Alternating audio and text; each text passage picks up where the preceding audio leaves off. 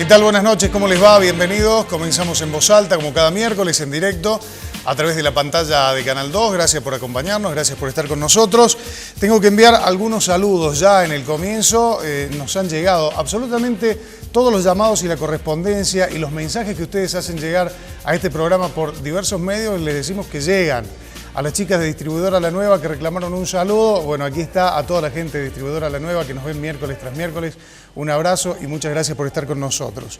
Hemos recibido una noticia muy linda que lleva por título la campaña del libro y queremos compartirla con ustedes. Entre los días 9 y 16 de noviembre se va a realizar la campaña del libro. Esto es para acrecentar, para que crezca, para que siga engrandeciéndose la Biblioteca Oscar Salas, que se va a inaugurar en la Escuela San Martín. A aquellos que puedan colaborar con un libro cualquiera, el más humilde que sea, por supuesto que va a ser bienvenidos. Lo pueden hacer a Uruguay 200 y si no les dejo un teléfono que es el 422-023. Comenzamos recordando las efemérides, los hechos más importantes que ocurrieron allá lejos y hace tiempo. Un día como hoy se recuerda la fecha en que el naturalista Francisco Moreno, el perito Moreno, donó 3 leguas de tierra en Nahuel Huapi con destino a la creación del primer parque nacional. En el Día de los Parques Nacionales estamos aquí rindiendo nuestro homenaje también a todos los que trabajan en la actividad de los parques nacionales del país.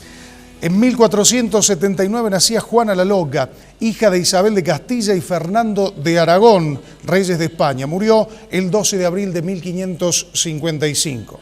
En 1971 se creaba en Córdoba la Escuela Superior de Periodismo, el Colegio Universitario de Periodismo Obispo Trejo y Sanabria, que nacía para brindar un espacio de formación integral, técnica y humanista. En el santoral del día de hoy, San Leonardo y San Melanio. Gracias por estar con nosotros. Hoy no tenemos un programa más, tenemos un programa especial con un invitado que hace un tiempo teníamos la idea de poder compartir una charla y poder conversar con él sobre distintos aspectos que tienen que ver con la política y que tienen que ver con la realidad del país. Nosotros tenemos un informe para presentarlo. Usted apenas escuche su nombre va a saber de quién se trata. Los informes aquí son redundantes, pero si yo tuviera que elegir la manera de contarles quién es nuestro invitado, elegiría 3 objetos. Una silla vacía, cuando en aquella carrera presidencial que le arrebató por algunos puntos el sillón más importante de la política del país, esa silla vacía ejemplificaba un debate que no fue, el debate Menem y Angelós. Menem como el favorito y como el que venía favorecido por las encuestas. Angelós que venía con una buena performance, que venía bien, y con un debate que surgió en el programa de Bernardo Neustadt, cuando mirando fijamente a la cámara, el doctor Angelós le dijo: le debato donde quiera y cuando quiera. Finalmente, aquel debate usted recuerda que no se concretó y ahí quedó la silla vacía del doctor Menem y el doctor Angelós en el estudio del programa Tiempo Nuevo. Por eso digo que yo lo representaría con esa silla, con aquel famoso lápiz rojo con el que prometía llegar a la Administración Pública Nacional para poner las finanzas en orden y con el bisturí con el que nos decía que había que llegar hasta el hueso en algunos temas candentes y en algunos temas importantes. Ha conocido el éxito, ha conocido también el fracaso, que en definitiva muchas veces son caras comunes de aquellos que se dedican a la actividad política. En definitiva, no ha pasado inadvertido, ha sido uno de los grandes protagonistas de la vida política de Córdoba y de la vida política del país. Hoy está aquí con nosotros, en vivo, en la noche de En Voz Alta, el exgobernador de la provincia de Córdoba, el doctor Eduardo César Angelós. Eduardo César Angelós, oriundo de Río Tercero, Córdoba, abogado, 3 veces gobernador de la provincia, 1983-1987, 1987-1991, 1991-1995, candidato a presidente en 1989 por la Unión Cívica Radical. En junio de 1995, en medio de agudas protestas sociales, Angelós se vio obligado a renunciar a la gobernación. Faltaban 6 meses para concluir su 3er mandato consecutivo. La crisis del tequila había destrozado las finanzas cordobesas.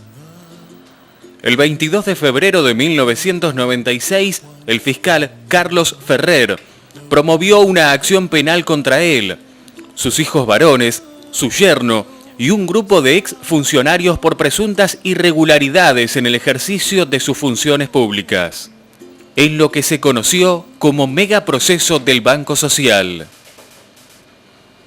El 5 de octubre de 1998, la Cámara Séptima del Crimen de Córdoba lo absolvió del delito de enriquecimiento ilícito. Tiene 3 hijos y es abuelo de 7 nietos. Dice no sentir odio ni rencor. Si hubiera amasado odios, seguramente no habría podido tener respeto ni por mi propia persona. El que actúa en política sabe que chapalea en el barro.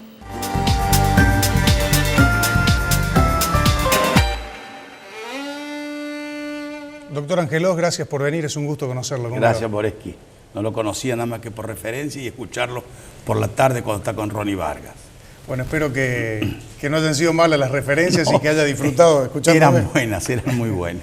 Bueno, realmente agradecer su presencia. Yo hacía la presentación con esos 3 objetos que imagino que habrán marcado su vida, y lo de la silla vacía, que ya ha quedado como un referente, incluso está hasta en internet, no sé si usted ha tenido la posibilidad de verlo. No. Está el debate, está la silla, y en un momento especial donde prácticamente se le escapó la presidencia de la Nación por poco, doctor.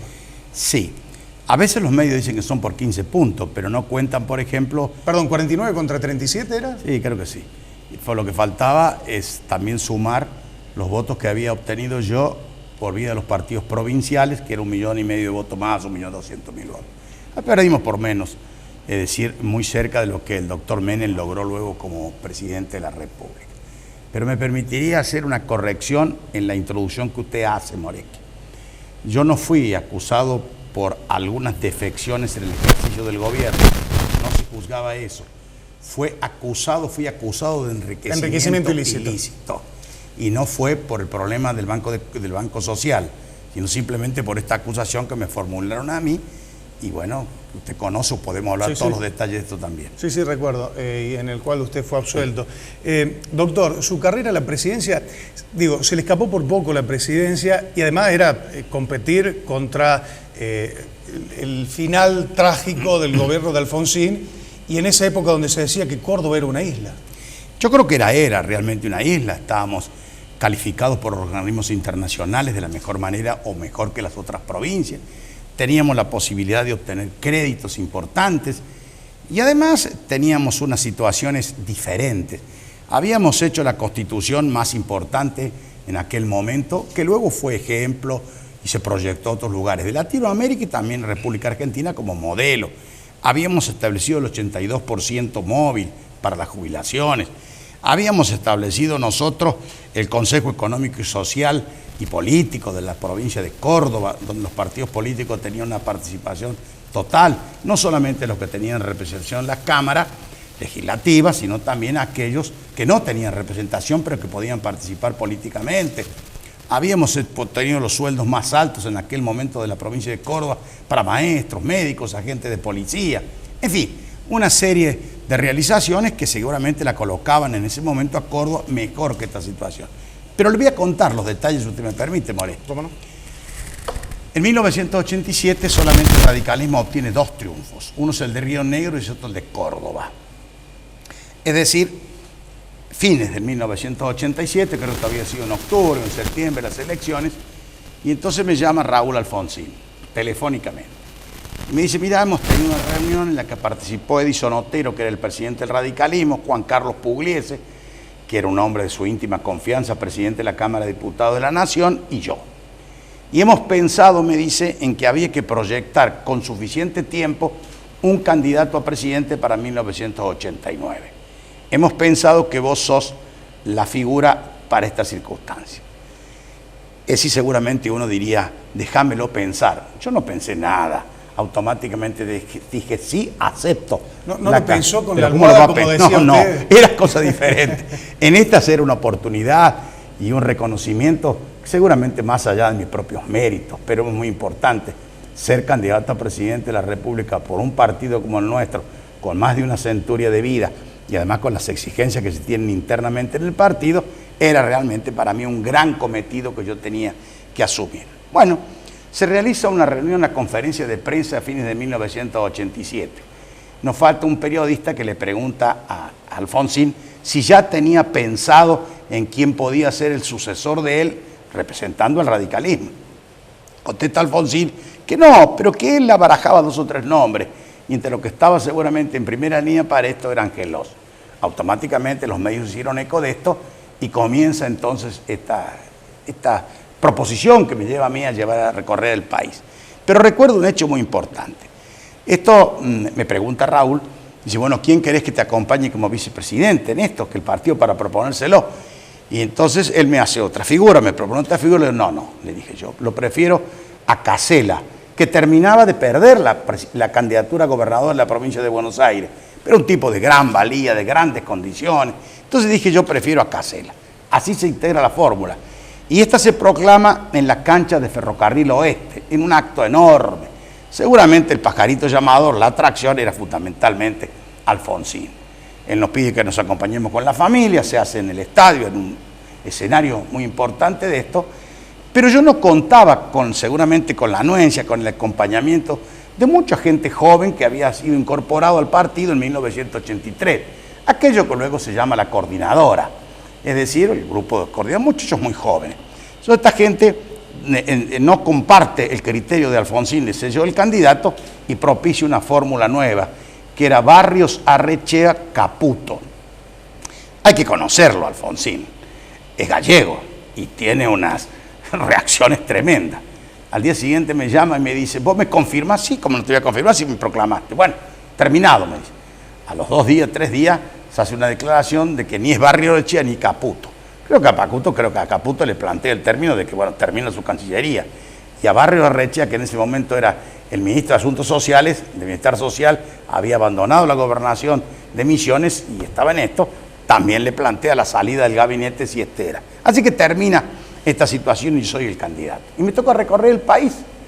Yo tuve un jefe de campaña muy importante, que fue Ricardo Joffre, pero tuve alguien que recolectaba el dinero. No se pueden hacer estas campañas sin suficientes fondos para esto, que fue Leo Wertheim, un hombre que manejaba el banco de familia, no me acuerdo cómo se llamaba. Bueno, recaudó y tenía un suficiente, así que pudimos recorrer todo el país, y debo decir que en aquel entonces los senadores y diputados provinciales salieron anticipadamente cuando yo iba a una provincia, a un lugar, y entonces ellos trataban de instalar este tema de mi candidatura. Había que tener 2 o 3 discursos importantes, y ahí es cuando sale, frente a las defecciones que se habían producido en las finanzas que el gobierno de Raúl tenía. Acuérdense que habíamos pasado por un proceso inflacionario, había dificultades, realmente cómo se iba a solucionar esto. Entonces decía que era con el pez rojo. Había que tachar muchas cosas en el presupuesto que permitieran equilibrarlo, el presupuesto de la provincia de Córdoba. El presupuesto nacional. Nacional, perdón, no el provincial, nacional, había que hacer. Ese era el gran problema económico de Alfonsín. Sí, pero esto se agudiza cuando en febrero de 1989, que estábamos a la par en todas las encuestas con Menem, estábamos a la par. Venían bien. Veníamos bien. Para esto, cuando sale esta propuesta que hace Zurruil sobre lo que era una modificación, no me acuerdo de qué tipo económica en el país, y hay una caída abrupta entonces de las posibilidades que teníamos nosotros, y estaba en esto. Entonces yo tenía, una última instancia tenía que jugar en esto. Y recuerdo que una noche me invita a comer Conrado Storani, Ricardo Joffre y yo. No recuerdo qué restaurante de Buenos Aires. Y cuando vamos, me plantea Storani, dice, no vas a poder crecer instantáneamente si no lo echás a Zurruil. Un hombre de bien, de calidades, seguramente impulsado por la circunstancia económica que vivía la nación, tuvo que establecer este plan que me afectó directamente a mí. Entonces, yo tuve que decir que la situación económica del país no iba a mejorar mientras Zurruil no se fuera. Al día siguiente, Zurruil presenta su renuncia, asume Juan Carlos Pugliese, con aquello que dice, le hablé con el corazón y me contestaron con el bolsillo. Bueno, las cosas estaban ya jugadas. Pero no recuerdo el nombre de él, pero a través de Alejandro Orfila, de que yo había integrado la OEA en aquel entonces, y era amigo personal de Alejandro, me ofrece entonces un espectacular director de campaña que me podía acompañar. Y viene de los Estados Unidos a acompañarnos a nosotros, gratis, por las vinculaciones que tenía allá con algunos amigos míos. Se viene. Y entonces estábamos ahí a la par. cuando se produce este hecho. Entonces me dice, usted no tiene más remedio ahora que desafiarlo a Menem a hacer un debate. Entonces yo aprovecho el programa de Neustadt y lo desafío. Pero ahora hay que decir la verdad de todo esto real. ¿Por qué iba a aceptar el debate Menem? Que yo seguramente conocía algunos elementos más que él. Cuando él era ganador, yo estaba perdiendo la elección. Los que ganan nunca conceden la posibilidad. Y si no, a pesar de haber ganado su elección bien Giacomino, hay que recordar el debate que tuvo con los otros intendentes, candidatos. Ninguno alcanzó a ganarle, pero él tuvo una defección en ese programa. Él bajó varios puntos. Varios puntos. Tuvo las mejores. Es decir, cuando uno analiza estas circunstancias, no será un respeto a la democracia.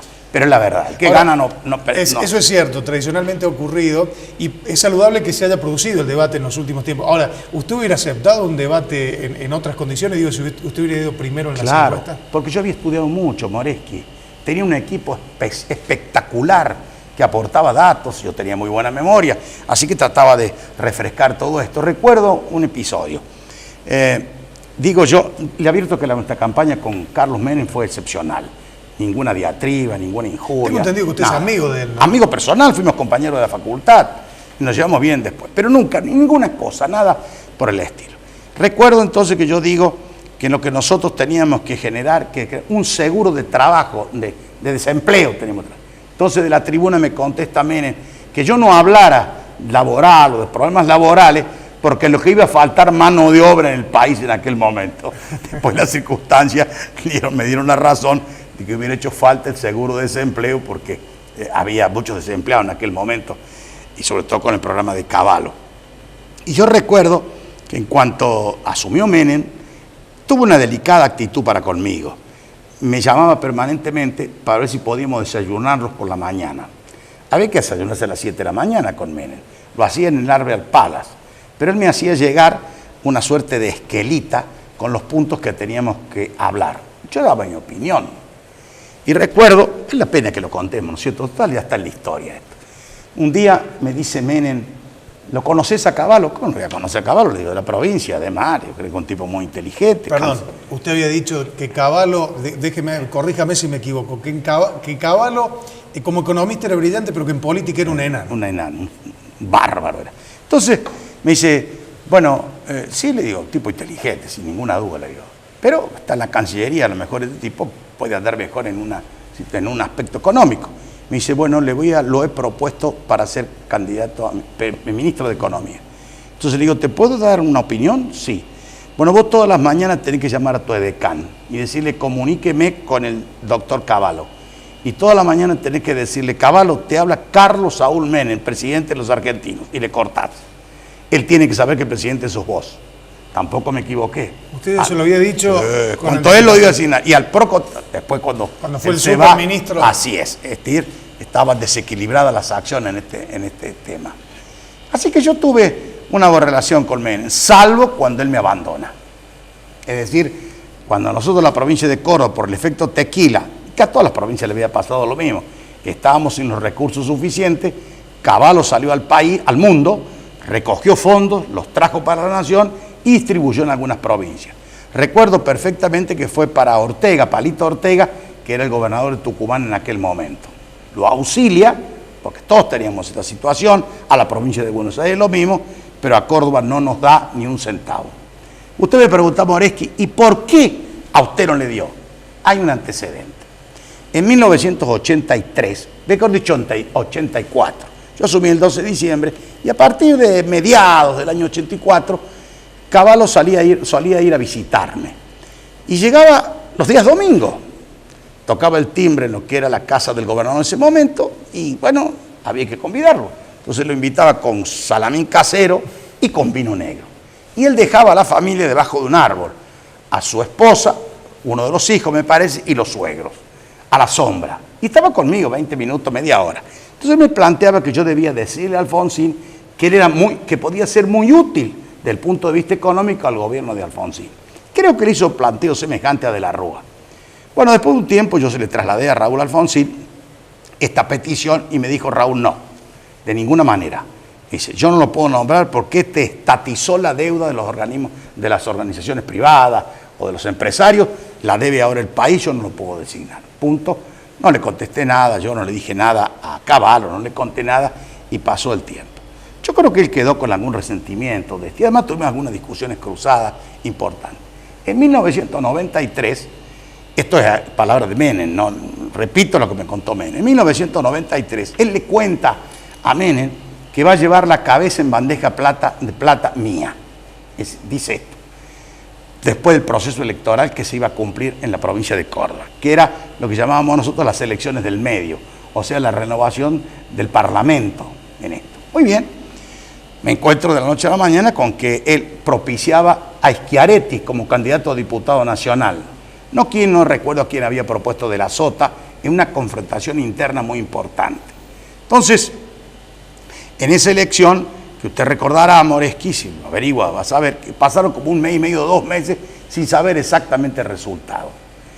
Bueno, ese día era la primera vez en la historia que el correo iba a hacer un escrutinio en la vida interna de un partido, que después se aplicaría a las provincias. Entonces, recuerdo yo que recorrimos toda la provincia, él, por cierto, señalando las defecciones del gobierno nuestro, y yo contestando fuertemente. Nuestro candidato a diputado nacional número 1 era en aquel momento, si no recuerdo, Nilo Neder era el candidato. Creo que era Margarita Sobrino número 2, número 2 era Negri y el tercero me parece que era Margarita Sobrino. Entonces se hace la campaña electoral tremenda en la provincia de Córdoba. Entonces yo me pongo al frente, digo, acá estoy a riesgo de todo este asunto. Me pongo al frente de la elección y llegamos. Bueno, la cuestión es que la elección terminamos ganándola nosotros. Antes de la elección viene un muchacho joven, me acuerdo de bigotito, cuyo apellido nunca lo supe. Eran como las 9 de la noche en la casa de gobierno, yo permanecía hasta tarde, le pide al jefe de audiencia si podía hablar con Angeló. Entonces él le tira la lengua a ver cuáles eran las razones para hablar con el gobernador. No le dice, no, hablo con Angeloso, no hablo con nadie. Y en él, mire, te parece debe ser importante. Hacelo pasar, pero quédate. Entonces pasar, dice, doctor, yo soy ingeniero electrónico y yo he estado en el escrutinio del Partido Justicialista. Lo han perjudicado, han hecho fraude a De la Sota en esta elección. Estaban cargadas todas las computadoras con 4, 5, 10 votos más. Esto ha perdido De la Sota. Entonces le vengo a pedir a usted como radical afiliado que no vaya a admitir que el correo haga el escrutinio, que sea la usanza de antes, o sea, la Junta Electoral que se designaba con el presidente del Superior Tribunal, el juez federal, y yo creo que era un juez de paz letrado, o de menor cuantía en aquel entonces. Y esto se lleva a cabo. Resultado final de la elección. El radicalismo gana por segunda vez la totalidad de los departamentos y la totalidad de las seccionales de la provincia de Córdoba. Ese día Menem había arrollado en el país. Estamos hablando del año 93. Había arrollado. Entonces, estaban en un escenario, esa noche en la Casa Rosada, donde estaban los que lo acompañaban a Carlos Menem, exultante por los resultados. Estaba ahí. Y a Cavallo lo habían puesto en la punta de esa mesa, o digamos de ese escenario, de esa tarima. Y entonces la televisión lo entraba de la mitad para adentro y lo sacaba de la mitad para afuera. Bueno, por poco tiempo vino todo lo que sabemos, lo que conocemos nosotros, y el hombre abandonó esto. Así que un hombre muy difícil, Cavallo, muy difícil. Los que hemos pagado los costos sabemos más que nadie. Doctor, mire, tengo tantas cosas por preguntarle, pero también es... su tiempo. Es lindo y es bueno conocer estos detalles que seguramente... Esto será la historia. Esto será historia, exactamente. Hemos preparado algunas placas con definiciones políticas del país, de la provincia y de distinto tipo de referentes de nuestra provincia. Y queremos que usted opine, por ejemplo, de esta primera placa que hemos preparado. El doctor Mario Negri dice sobre la última elección: los votos que sacamos no son ni muchos ni pocos. Lo más importante es que entusiasmamos a los militantes y logramos un cierre con el pasado. Este era un partido apático, desmovilizado, sin un rol de oposición. No comparto en lo más mínimo las manifestaciones del doctor Negri, por una razón muy simple. Nosotros, desde 1983 a 1997, ganamos la totalidad de las elecciones de la provincia de Córdoba, en algunos casos ganando todas las seccionales y todos los departamentos. Lo que yo creo, repitiendo al doctor Arturo Ilía, en la Unión Cívica Radical sirven todos, desde los viejos a los más jóvenes. Hay que encontrar el lugar para que ellos participen. No ha habido ni un quiebre ni ninguna inflexión en el partido. Este partido funcionará y nos recuperaremos definitivamente en la medida que todos participemos y tengamos un lugar dentro de él. Algunos como yo, ya simplemente en el ocaso de su vida política, trata de colaborar y devolverle al partido parte de lo mucho que me dieron a mí en esto. No quiero ni cargos públicos directivos ni cargos partidarios, pero quiero seguir actuando dentro de la vida de un partido que me vio nacer. ¿Cómo es su relación con Mario Negri? Buena, yo sigo teniendo con él la misma relación que he tenido siempre, toda mi vida. Hay que recordar que fue vicegobernador, pero uno puede compartir criterios o puede no compartirlos en esto. Entonces yo en este caso, frente a la manifestación de él, que creo que la había leído, no las comparto lo más mínimo. Vamos a hacer una pausa agradeciéndole al doctor Eduardo César Angelós que nos acompañe hoy aquí en vivo en la noche de En Voz Alta, en la noche de Canal 2. Tengo muchas cosas para consultarle y para preguntarle. Lo que le voy a preguntar en el próximo bloque es la presidenta de los argentinos. ¿Qué piensa Angelós de Cristina Fernández de Kirchner? Entre tantas otras cosas que vamos a conversar aquí en la noche de Canal 2 con el 3 veces gobernador de la provincia de Córdoba. Pausa, ya venimos.